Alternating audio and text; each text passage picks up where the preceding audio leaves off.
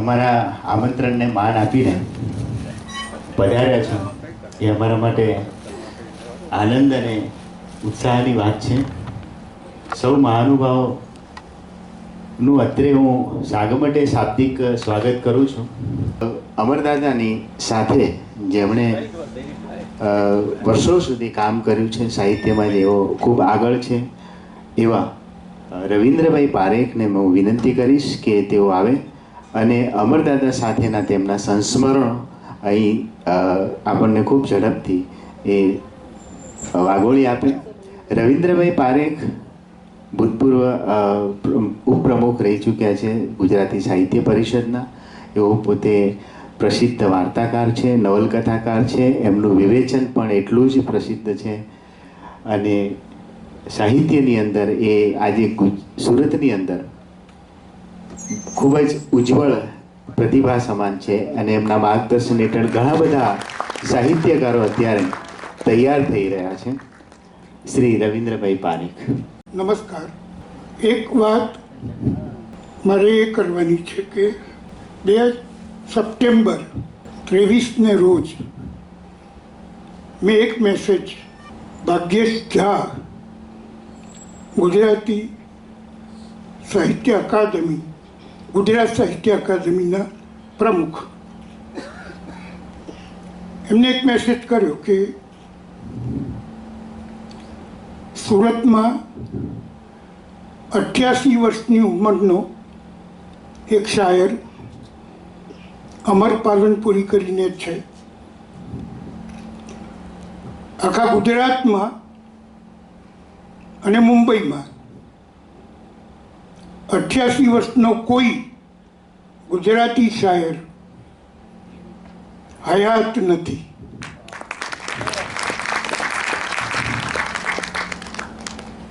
તો આવા એક હયાત શાયરનું સન્માન ગુજરાત સાહિત્ય અકાદમીએ કરવું જોઈએ અને વલી ગુજરાતી એવોર્ડ એમને આપવો જોઈએ.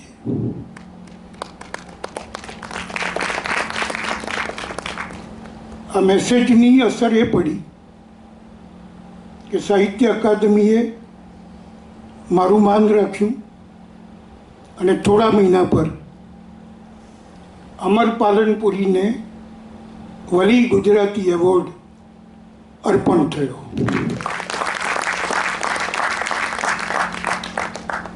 આ વાત જ્યારે અર્પણ થયો ત્યારે હું હાજર હતો, મેં ત્યારે કરી નથી.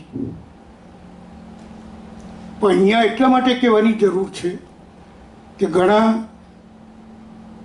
અમરભાઈને જાણતા હશે પણ એના વિત્ત નહીં, પ્રમાણતા નહીં હોય. એટલે જે શક્તિ છે એક શાયરમાં, જેણે વર્ષો સુધી તપશ્ચર્યા કરી છે, એવો માણસ 88 વર્ષે પણ આ ગુજરાતની કોઈ સંસ્થા દ્વારા પોખાય નહીં, તો એ આપણી શરમ છે. ને એટલા માટે આ એક કામ થયું અને એનો આનંદ છે. હું એનો નિમિત્ત થયો, એનો વધારે આનંદ છે. અને આ માણસ ખૂણામાં રહે કામ જે કરે છે એ જોવા જેવું છે. થોડું એમની પંક્તિ છે કે બોલાવ જા અમરને, બોલાવ જા અમરને, મરવાની વાત છે. બોલાવ જા અમરને, મરવાની વાત છે. એટલે મરવાનું હોય તો અમર પાલનપુરી જોઈએ છે, બાકી બધામાં બહુ જરૂર નથી. જેમાં મજૂરી કરવાની છે, જેમાં મહેનત કરવાની છે,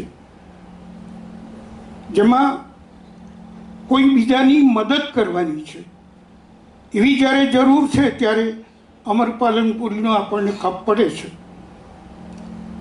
તો એ ખૂણે રહે જે કામ કર્યું છે, સપ્તર્ષિ જેવી સંસ્થા સ્થાપી, કોઈ પણ મહત્વનો ગાયક, કોઈ પણ નાટકનો કલાકાર એ આ સંસ્થામાં આવ્યા વગર રહ્યો નથી. અને એ કંઈ સપ્તર્ષિના નામથી નથી આવ્યા, એ અમર પાલનપુરીના નામથી આવ્યા છે.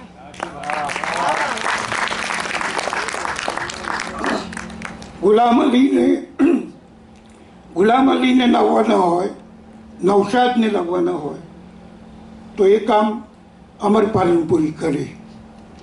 અને આ સંસ્થામાં આવે તો સંસ્થાનું માન પણ વધે, સન્માન પણ વધે. તો એ રીતના એમના 2 સંગ્રહો થયા છે.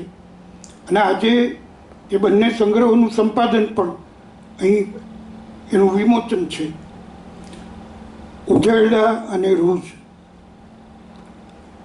કવિને ઉજળડા પડે ને તો એના નિશાન શરીર પર પડતા નથી, એ પાના પર પડે છે,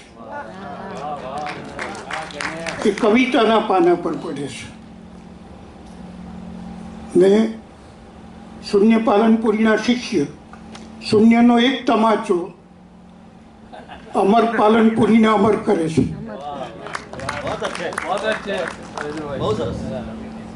ને જુઓ કે અમર થવા બી શરૂઆત શૂન્યથી કરવી પડે છે. એમનેમ થવાતું નથી, શૂન્યથી શરૂઆત થાય તો અમરત્વ સુધી જવાય. ને આ માણસ પહોંચ્યો છે. ખાનદાની એ છે કે આટલા બધા શાયરો આવ્યા હોય અને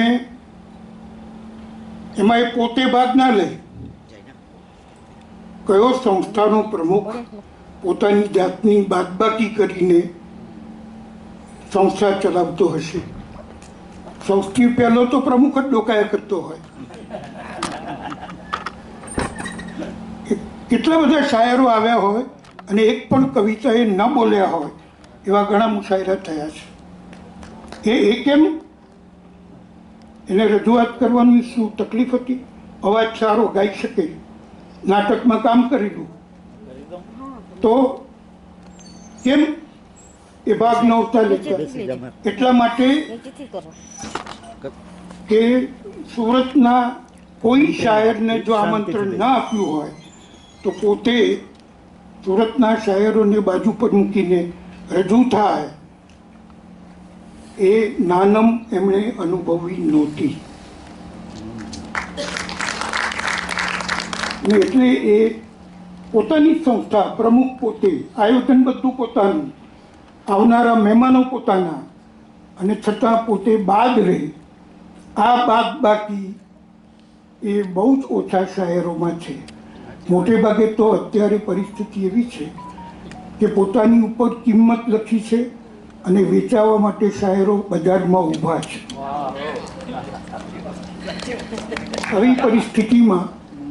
આવી પરિસ્થિતિમાં એક માણસ પોતાની રીતે ગઝલની સાધના કરે.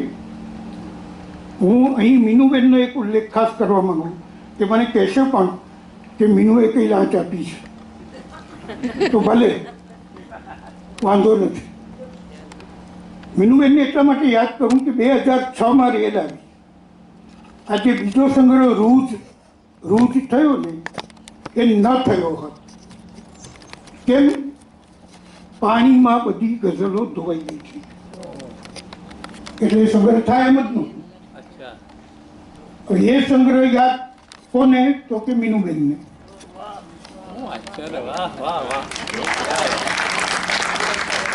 અને મીનુબેન બધી એક પંક્તિઓ બોલે અને ગઝલ પૂરી થાય ને એ રીતે આખો સંગ્રહ થયો. અને તેથી ઉજરડાને રૂજ આવવાનું કારણ એ છે મીનુબેન. નહીં તો ઉજરડાને રૂજ આવી ના હોત. મને લાગે છે કે હું વધારે દુઃખી ના કરું. આપ સૌનો ખૂબ આભાર. વેલ સેડ રવિન્દ્રભાઈ, બહુ સરસ, વેરી ગુડ. કલા હોય તો કલાની અંદર હંમેશા ગુરુ શિષ્યની એક પરંપરા રહી છે. આજનો એક માહોલ એવો ઊભો થયો છે કે લોકોને બધું ઓનલાઈન શીખી લેવું છે, ફટાફટ શીખી લેવું છે, ફટાફટ કવિ બનવું છે, ફટાફટ લેખક બનવું છે, વાર્તાકાર બનવું છે, પણ કલા એ રીતે સિદ્ધ થતી નથી જ્યાં સુધી તમે વ્યક્તિગત કોઈ પણ વ્યક્તિ તમને હાથ પકડીને એકડો ઘૂંટાવે નહીં ને ત્યાં સુધી તો એ એકડો આવડવાનો જ નથી. નહીં તો એનો શેપ ખરાબ જ આવશે, એ આજીવન ખરાબ અક્ષરોમાં જ આવશે અને એની નોંધ લેવાતી હોય છે. જ્યારે અમરભાઈ પાલનપુરીએ એક જબરજસ્ત એના માટેનું ઉદાહરણ પૂરું પાડ્યું કે જ્યારે વલી ગુજરાતી એવોર્ડ એમને મળ્યો, સરકાર તરફથી એમને 1 લાખ રૂપિયાની રાશિ આપવામાં આવી, એમણે તરત જ શૂન્ય પાલનપુરીના દીકરા તસ્લીમભાઈ, અત્યારે ઉપસ્થિત છે તસ્લીમભાઈ પણ, અને એ તસ્લીમભાઈને એમણે અર્પણ કરી દીધેલી શૂન્ય પાલનપુરીને એમણે એ રાશિ અર્પણ કરી, એવોર્ડ અર્પણ કરી દીધેલો. આ એક બહુ મોટું ગુરુ શિષ્ય પરંપરાનું ઉદાહરણ છે. અને હું આગળ બીજી વાત કરું કે હવે આપણે કાર્યક્રમમાં આગળ વધીએ. બહુ ઝડપથી કાર્યક્રમ આગળ લઈ જવો છે. પુસ્તક વિમોચન માટે હું પુસ્તકના જે સંપાદક છે એ ઋષિકેશભાઈ રાવલને વિનંતી કરું છું, જેઓ પાલનપુરથી આવ્યા છે.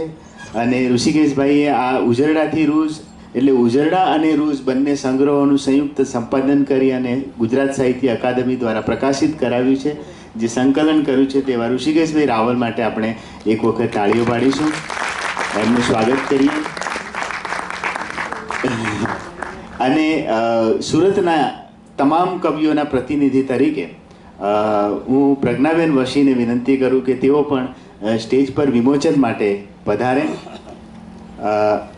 કારણ કે અહીંયા આગળ લગભગ બધા પ્રતિનિધિત્વ લઈને જ આવેલા છે અને બહુ સરસ માહોલ છે. એટલે બધાને વિમોચન માટે ઉપર બોલાવી અને સમય નથી બગાડતો, એટલે હું ઝડપથી વિમોચન માટે માનનીય શ્રી ભરતભાઈ શાહને વિનંતી કરું છું.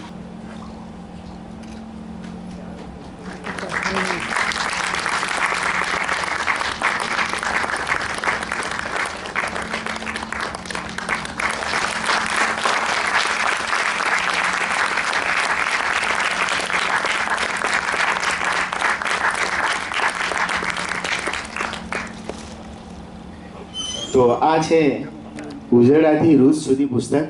અને અકાદમી બહુ આનંદની વાત એ છે કે અમરભાઈ પાલનપુરીના માનમાં જ્યારે ગુજરાત સાહિત્ય અકાદમીમાં ઋષિકેશભાઈએ વાત કરેલી ત્યારે અમે એમને ડિસ્કાઉન્ટ માટે વાત કરી, તો એમણે એવું કહ્યું કે અમને જે પડતર ભાવે પડી છે એ જ ભાવે તમને છાપીને આપી દઈશું. એટલે અકાદમી માટે એક વખત તાળીઓ. ફક્ત 120 રૂપિયામાં બંને ગઝલ સંગ્રહો એમના અહીંયા આપણને બિલકુલ એમ સમજો કે કંઈ ન કહેવાય એવી 120 રૂપિયાની કિંમતે આપણને આપ્યા છે. અને એ તમે કાર્યક્રમના અંતે ખરીદી શકશો, અહીંથી મળી જશે. એમનો એક શેર છે, આમાં જે પાછળ લખ્યો છે હું વાંચું છું. રૂપ તારા વગર પ્રેમ મારા વગર, રૂપ તારા વગર પ્રેમ મારા વગર, જીવશે કેમ બેઉ સહારા વગર. એ અમર પાલનપુરી હજુ પણ 90 વર્ષે સહારા વગર છે, અડીખમ ઊભા છે. અને હવે હું પુસ્તકના સંપાદક માનનીય ડૉક્ટર ઋષિકેશભાઈ રાવલને વિનંતી કરીશ કે તેઓ આવે અને સંપાદનની એમની પ્રક્રિયા, પુસ્તક વિશે આપણને થોડીક વાત કરે. ઋષિકેશભાઈ રાવલ પાલનપુર જીડી મોદી કોલેજમાં પ્રાધ્યાપક છે ગુજરાતીના. એમણે અગાઉ પણ ઘણા બધા પુસ્તકો સહિત પાલનપુરી વિશે પણ એમણે આખું સંકલન કર્યું છે. અને ઉત્તર ગુજરાત યુનિવર્સિટીમાં બહુ સન્માનનીય પ્રોફેસર તરીકે એમનો ગજ વાગે છે એવા એ છે. અને હું એ પણ ગૌરવથી કહી શકું કે મારા કોલેજમેટ પણ ખરા. તો ઋષિકેશભાઈ રાવલ. મંચસ્થ મહાનુભાવ અને ખંડસ્થ સ્વજન, લાગણીના જળ વડે મર્દન કરું છું, શબ્દ કાગળ પર ઘસી ચંદન કરું છું, બે ગઝલ બે ગીતના પુષ્પો ચડાવી માતૃભાષાનું પ્રથમ વંદન કરું છું. મિત્રો, માતૃભૂમિ અને માતૃભાષાને ની વંદના કર્યા પછી આ સર્વે કલાનગરી સુરતવાસીઓને, સાહિત્ય પ્રેમીઓને મારા પ્રણામ. આજે ગુજરાતી ગઝલના શ્વેત ગુલાબ, જેને પરંપરાના એક ગઝલોના એક મોટા ગજાના શાયર અતિથિ દેવોની પંક્તિ સુક્તિ જેમણે ચરિતાર્થ કરી છે, દિલે હૃદયના માલિક, એક મોટા ગજાના અભિનેતા અને મારા પ્રિય વાલા દાદા, સગા નહીં વાલા દાદા, કારણ કે સગા અને વાલામાં ઘણો મોટો ફરક હોય છે, એટલે મારા દાદા એ એવું વ્યક્તિત્વ છે કે એમને જોઈને મને હંમેશા બચ્ચન સાહેબનો એક ડાયલોગ યાદ આવે કે હમ જહાં ખડે હોતે हैं वहीं से लाइन शुरू होती એ બચ્ચન સાહેબની એમના સંવાદ એમને બરાબર બંધ બેસે છે. એમની આગળ ગમે એટલા ઉપનામો તમે લગાવો બધા સચોટ બંધ બેસી જાય, એવું એમનું વ્યક્તિત્વ છે. અને એમના બંને ગઝલ સંગ્રહોનો આજે વિમોચન થઈ રહ્યું છે, ત્યારે એમ કહી શકાય કે અમરભાઈ જે છે એ આપણી ગુજરાતી ગઝલનો અતુલ્ય, અમૂલ્ય અને સમૃદ્ધ વારસો છે. આપણે એ વારસાની આજે વંદના કરવાની છે, ભવિષ્યની ચિંતા કરવાની છે અને વર્તમાનને વહાલ કરવાનું છે. અને એટલે આજે આપણે ભેગા થયા છે અને આવનારી પેઢી માટે કલા અને સંસ્કૃતિનું એક ભાથું નિર્માણ કરવાનું છે. અને એટલે અમરદાદાને આજે આપણે એમની જ નિશ્રામાં એમને સરસ રીતે ભવ્ય રીતે ઉજવવાના છે. એક એવા નગરમાંથી આવું છું, પાલનપુર, વિશ્વનું એકમાત્ર એવું નગર છે કે જેની સ્થાપના કોઈ ઉમદા રાજવી અને કવિ, એક નાટ્યકારે કરી હોય, અને એ નગરનો પાયો નાખ્યો એટલે ત્યાં હંમેશા કલા અને સંસ્કૃતિ વિકસે, એમાં કોઈ મોટી વાત નથી. અનેક મધ્યકાળમાં જૈન મુનિ ભગવંતોએ અનેક અસ્પ્રતો લખી અને મધ્યકાળને સમૃદ્ધ કર્યો. 16મી સદીમાં જાલોરના નવાબોએ પાલનપુરમાં આવીને નવાબી શાસન સ્થાપ્યું અને નવાબી શાસનને કારણે ત્યાં અત્તર અને શેરો શાયરીનો એક માહોલ ઊભો થયો અને માહોલને કારણે એમ કહી શકાય કે એ માહોલમાંથી શૂન્ય પાલનપુરી, સૈયદ પાલનપુરી, અમર પાલનપુરી, ઓજસ પાલનપુરી, મુસાફિર પાલનપુરી અને અગમ પાલનપુરી, એમ 6 ઉત્તમ કક્ષાના ગઝલ સર્જકો એમ આ નગરે ગુજરાતી ગઝલ રસિકોના ચરણે ધર્યા છે. અને એમાં આ બધા જ ગઝલકારોમાં જો કોઈ જેને કહી શકાય કે અભિવ્યક્તિનો બેતાજ બાદશાહ અને પરંપરાનો જો કોઈ આગવો મિજાજ હોય તો એ અમરભાઈ છે. એમની ખુમારી અને દિલેરી માટે તો ભારતભરના અને પાકિસ્તાનના અનેક કલાકારો એમને પહોંચ્યા છે અને સપ્તર્ષિના અનેક ઉમદા કાર્યકરો દ્વારા એમણે આ નગરને રળિયાત કર્યું છે અને જેને કહી શકાય કે આગવી ઓળખ આપી છે. એમના હૃદયની વિશાળતા માટે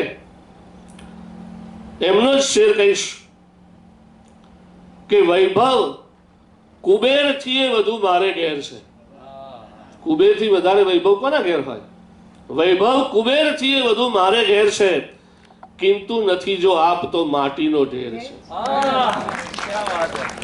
માથું ઉતારી દે કોઈ માંગે જો પ્યારથી, સાંભળજો મિત્રો, માથું ઉતારી દે કોઈ માંગે જો પ્યારથી, અજમાવી લો અમરને એ કેવો દિલેર છે. આ અમરભાઈ લખી શકે. અમારા પાલનપુરના લગભગ બધા જ ગઝલકારોના સંગ્રહો જેને ગ્રંથાલયોમાં કે બજારમાં પ્રકાશકો પાસે ઉપલબ્ધ હતા, પણ માત્ર 2 ગઝલકારો એવા હતા કે સૈયદભાઈ અને અમરભાઈ. એમના ગઝલ સંગ્રહો બજારમાં ક્યાંય કોઈ પુસ્તક વિક્રેતાના ત્યાં મળતા નહોતા, ગ્રંથાલયોમાં પણ મળતા નહોતા, અપ્રાપ્ય હતા. એટલે જ્યારે કોઈ પણ સેમિનારોમાં કે જ્યાં જવાનું થાય ત્યારે લોકો સૈયદભાઈ અને અમરભાઈના સંગ્રહો માગે તો અમારે લાચારી વ્યક્ત કરવી પડતી. 5 વર્ષ સુધી સૈયદભાઈના સંગ્રહોની શોધખોળ કરીને છેલ્લે ડૉક્ટર પ્રકાશ કોઠારી પદ્મશ્રી એમની પાસેથી 2 સંગ્રહો મળ્યા અને અકાદમીમાં વિનંતી કરી અને એમના બંને સંગ્રહો પ્રકાશિત થયા. પણ સતત મારા મનમાં પ્રશ્ન જાગ્યા કરે કે દાદાનું શું? દાદાને પણ ગુજરાતી ગઝલ રસિકોને ચરણે પહોંચાડવા છે, એમના શબ્દ દેહે લોકોના હૃદય સુધી એમને પહોંચાડવા છે. એટલે આ વાત મેં અચાનક જ એક દિવસ મંથનભાઈને કરી. મંથનભાઈ કે તમારે જે કરવું એ કરો, હું તમારી પાછળ ઊભો છું. એટલે એક જેને કહી શકાય કે અમરભાઈની ફરતી પંક્તિની વાત કરું કે બુદ્ધિને પણ વહેમ થયો છે, બુદ્ધિને પણ વહેમ થયો છે, હું જાણું છું કેમ થયો છે. કહું કોઈને કહેશો ના, પહેલી નજરે પ્રેમ થયો છે. આ પહેલી નજરે પ્રેમ થઈ જાય એવા વ્યક્તિત્વના માલિક એ અમરદાદાએ મને અને મારા વિદ્યાર્થીઓને ઘણી વાર પ્રોત્સાહિત કરે. એટલે મને સતત મનમાં કંઈક ચાલ્યા કરે કે દાદા માટે મારે કંઈક. મારા એક વિદ્યાર્થીને એમની ગઝલ ઉપર પીએચડી કરાવ્યું છે. અને પછી મેં સાહિત્ય અકાદમીની મુલાકાત લીધી. સાહિત્ય અકાદમીમાં જઈને મેં વિનંતી કરી ભાગ્યેશભાઈ અને જયેન્દ્રસિંહને, અને કે ભાઈ ગમે તે કરો, મારે દાદાના બંને ગઝલ સંગ્રહો પ્રકાશિત કરીને એમને શબ્દ દેહ ગુજરાતી ગઝલ રસિકો સુધી હજુ પહોંચાડવા છે. અને એમણે તરત જ એક મિનિટ વિચાર કરાવીને તરત જ એમણે હા પાડી દીધી. મને કે આ વર્ષનો વલી ગુજરાતી એવોર્ડ પણ અમે એમને આપવા જઈ રહ્યા છીએ, એટલે આ કામ તો કરવાનું જ હોય ને. અને એમણે સહર્ષ હા પાડી અને મંથને આખી એ પ્રકાશનની વ્યવસ્થા ઉપાડી લીધી. એટલે અકાદમીની સાથે સાથે મંથનભાઈને પણ એટલા જ અભિનંદન, અને હું પણ મારે વ્યક્તિગત રીતે એમનો આભાર માનું છું. અને એમ કહેવાય છે કે શૂન્યભાઈ વિના અમરભાઈ અધૂરા છે, તો મીનુબેન એમની પ્રેરણા છે. એટલે મિત્રો, આ ગઝલનો આ યજ્ઞ છે, અને એ યજ્ઞને ઉજવવા માટે જે કંઈ સંસ્થાઓ એમાં ભાગીદાર થઈ છે, એમાં સહભાગી થઈ છે, દરેકને અભિનંદન અને આભાર સાથે હું વિરમું છું. અને અત્યારે હું અમારી પાલનપુરી ગઝલ ઘરાના વતી અમારા એક નવોદિત ગઝલકાર પરબતભાઈ નાઈ એમને વિનંતી કરીશ કે એક શુભેચ્છા પ્રતીકથી એ અમરભાઈને એ સન્માનિત કરવા માગે છે, એમના આશીષ લેવા માગે છે. કે ભાઈ સુરત એટલે ગઝલનું મક્કા છે, સુરતને ગઝલનું મક્કા ગણવામાં આવે છે. તો સાથે તમને કહી દઉં કે પાલનપુર એ ગઝલનું પિયર છે, કે જ્યાંથી એ શરૂઆત થયેલી છે. અને ગુજરાતની અંદર ગઝલની એન્ટ્રી પાલનપુરથી થઈ હતી. અને શૂન્ય પાલનપુરી અરૂજ લખ્યા પછી ઘણા બધા લોકો, પછી ઘાયલે પણ લખ્યું, અને ઘણા બધા લોકો એ ગઝલને અપનાવી છે. આજે ગઝલે ઘણું ગજુ કાઢ્યું છે. એ પાલનપુરના પ્રતિનિધિત્વ તરીકે અમર પાલનપુરી ગઝલના મક્કામાં પણ રહ્યા છે. હું પણ રહ્યો છું એમની પાછળ પાછળ, અને પાલનપુરથી આવ્યા છે. મારી કર્મભૂમિ જન્મભૂમિ પણ પાલનપુર છે. અને અમે બધા પાલનપુર ઘરાના વતી અમર પાલનપુરીનું સૌથી પહેલાં સન્માન કરીને આપણે સન્માન સમારોહની શરૂઆત કરીશું.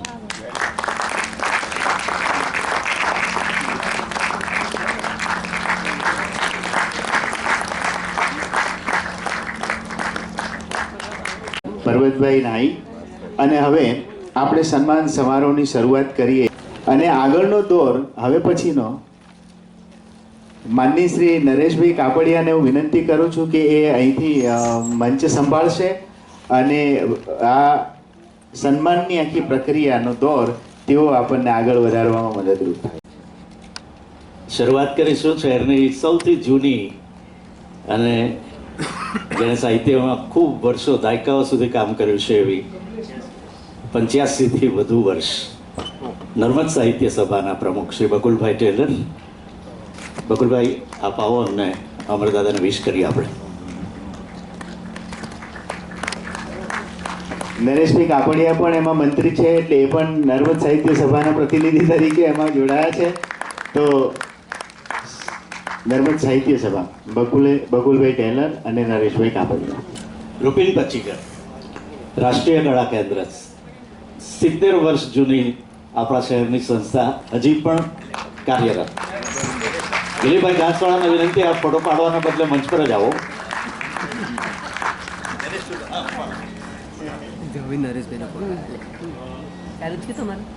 દિલીપભાઈ પણ કમિટીના સભ્ય છે અને એ પણ રાષ્ટ્રીય કલા કેન્દ્રના સદસ્ય. ગણેશભાઈ કાપડિયા પણ જોડાયા છે, સાથે એ પણ રાષ્ટ્રીય કલા કેન્દ્રના સદસ્ય કમિટી મેમ્બર છે. સાર્વજનિક એજ્યુકેશન સોસાયટી જેના હોલમાં આપણે બેઠેલા છીએ, આ શહેરમાં એક શતાબ્દીથી વધારે એવો લાંબો સમય, એક આખો એવો સમયગાળો કે સુરતના 80-90% જેટલા પરિવારના કોઈક ને કોઈક એની સાથે સંકળાયેલા હોય એવા સાર્વજનિક એજ્યુકેશન સોસાયટીના શ્રી ભરતભાઈ શાહ, એની સાથે ભરતભાઈ અત્યારે પ્રતિનિધિત્વ કરે છે જીવન ભારતી મંડળની પણ, જીવન ભારતી ટ્રસ્ટનું પણ, અને શહેરમાં સૌથી વધારે તેઓ સાંસ્કૃતિક અને ખાસ કરીને સેવાકીય પ્રવૃત્તિ સાથે સંકળાયેલી એવી છાંયડો સંસ્થાના પ્રતિનિધિ શ્રી ભરતભાઈ શાહ, ડૉક્ટર પ્રજ્ઞેશ જોશી, ગણેશભાઈ ગોળવાળા અને એમની આખી ટીમને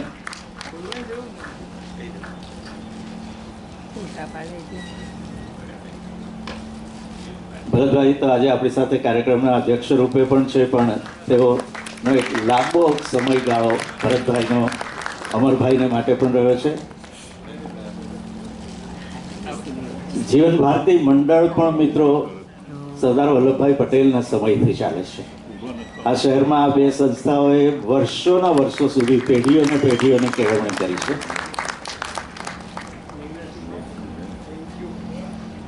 આપણા શહેરની અને દેશની ખૂબ જાણીતી એવી સંસ્થા અખિલ મહિલા પરિષદ અને તેની સુરતની બૃહદ શાખાના આપણી સાથે અનંતાબેન પરીખ છે, અમારા બધાના વડીલ છે. પૂર્ણિમાબેન દેસાઈ છે અને પ્રજ્ઞાબેન વશી, જેઓ આજે એમની કાવ્ય પ્રસ્તુતિ પણ કરવાના છે. અખિલ મહિલા પરિષદ બૃહદ શાખા.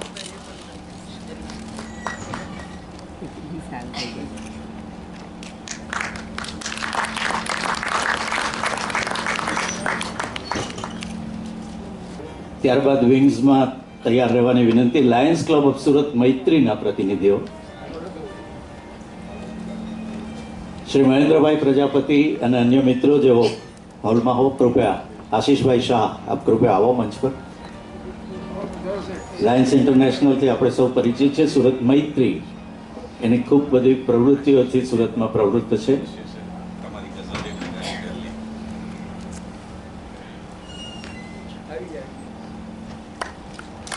લાયન્સ ક્લબ ઓફ સુરત મૈત્રીના પ્રતિનિધિઓ.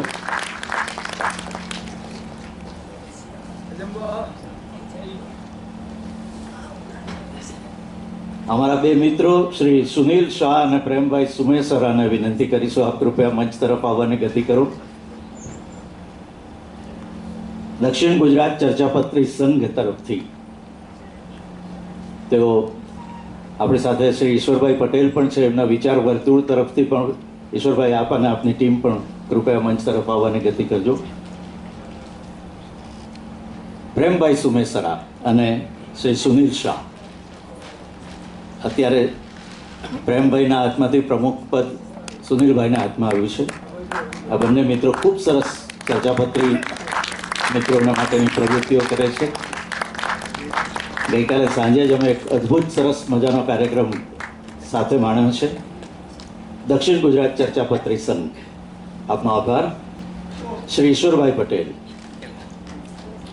3 દાયકાથી વધારે સમય થયો હશે વિચાર ગોષ્ઠી. શ્રી રમેશભાઈ પટેલ, બંને મિત્રો કવિઓ પણ છે, બંને લેખકો પણ છે અને વિચાર ગોષ્ઠીમાં સતત તેઓ સાહિત્ય અને સાંસ્કૃતિક પ્રવૃત્તિઓની વાત કરે છે.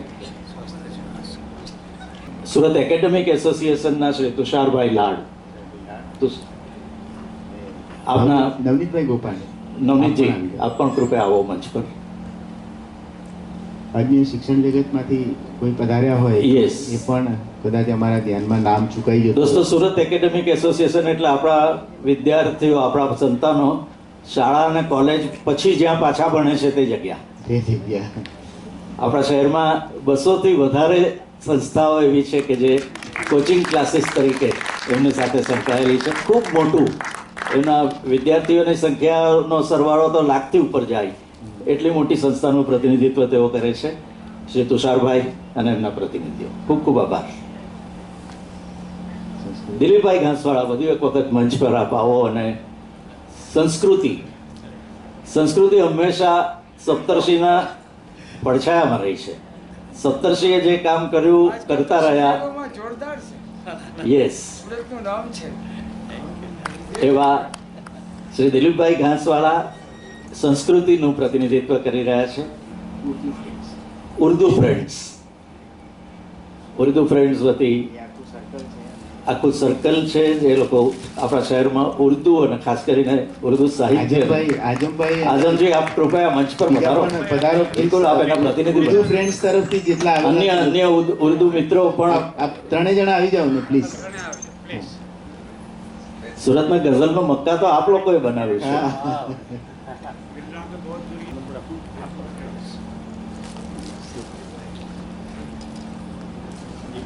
આ યાદગાર ક્ષણો છે. એમને માઇક્રોફોન આપો. અમરભાઈ, માઇક્રોફોન આપને પાસે આવી રહ્યું છે. તમે જરૂર વાત કરો. મારે એક વાત કહેવી છે. હું ખૂણામાં બેસી ગયો હતો. હું વીટેલું લખું છું, વીણેલું નથી લખતો. અને એ ખૂણામાં બેસી ગયો. જો મને ફરથી આટલા સુધી લઈ આવ્યો હોય તો આઝમ. આ પોતે એક દીવાન છે, અને મને શું કહું, મને એટલો પ્રેમ કર્યો છે એને કે આજે એને ડૉક્ટરે ના પાડ્યો છે. કારણ કે હું અને મીનુ અને દીકરો ગણીએ છીએ. મોટો સિકંદર અને નાનો એ. ડૉક્ટરે ના પાડવા છતાં પણ અહીંયા આવ્યો છે, એટલે મારે એને ઝૂકીને સલામ કરવા જોઈએ. Thank you very very much.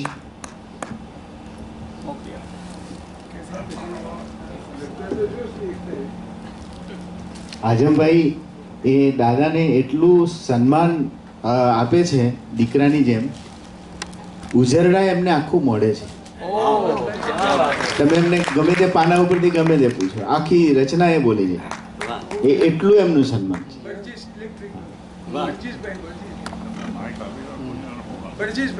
બલજીશભાઈ, please આપ આવો.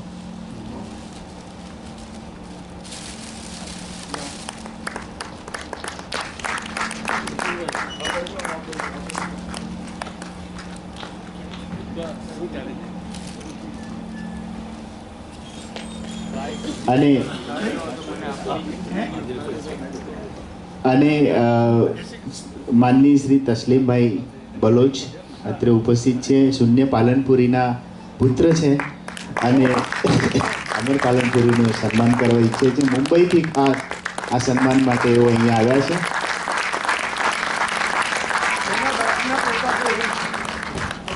સુંદરભાઈનો મોટો દીકરો અમરભાઈ કહે છે કે એમના બાપના પ્રતાપે હું અહીં છું. ખરેખર મને કહ્યું, જ્યારે મેં એને ચેક આપ્યો ત્યારે મને એને ના પાડ્યો. ત્યારે મેં એક જ ઝટકો કહેલો કે પ્રવીણચંદ્ર મારું નામ પાછળ મણીલાલ લાગે છે, પણ અમર પાલનપુરીના પાછળ સુધાબેન શૂન્ય પાલનપુરી લાગે છે. વાહ વાહ. એટલે તું સમજાર છે. હું એ જ અમર છે નશ્વર જગમાં, શૂન્ય હો જેના પુરોગામી. એ જ અમર છે નશ્વર જગમાં, શૂન્ય હો જેના પુરોગામી. અને એનો છે મારો નાનો ભાઈ. વાહ.